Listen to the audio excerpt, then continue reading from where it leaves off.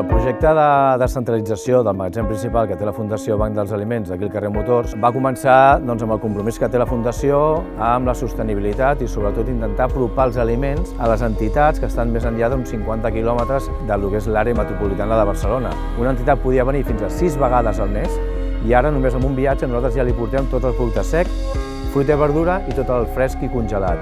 El que fa és augmentar no només la gran varietat d'aliments, sinó el valor proteic de tots els aliments.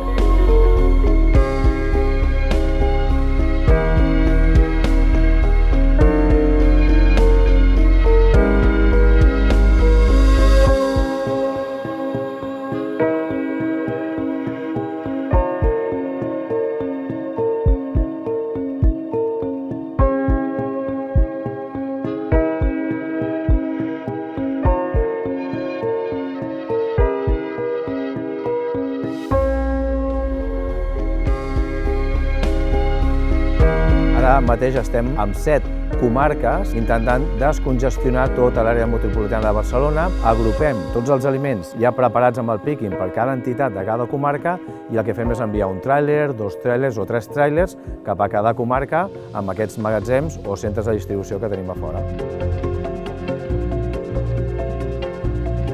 Un punt molt important d'aquest projecte és que col·laborem en xarxa amb les entitats del territori i això fa que puguem compartir les nostres experiències. Creiem que és una molt bona iniciativa perquè així tots els recursos que s'estalvien en baixar a Barcelona els podem utilitzar per fer compres i per fer altres gestions que les entitats necessiten.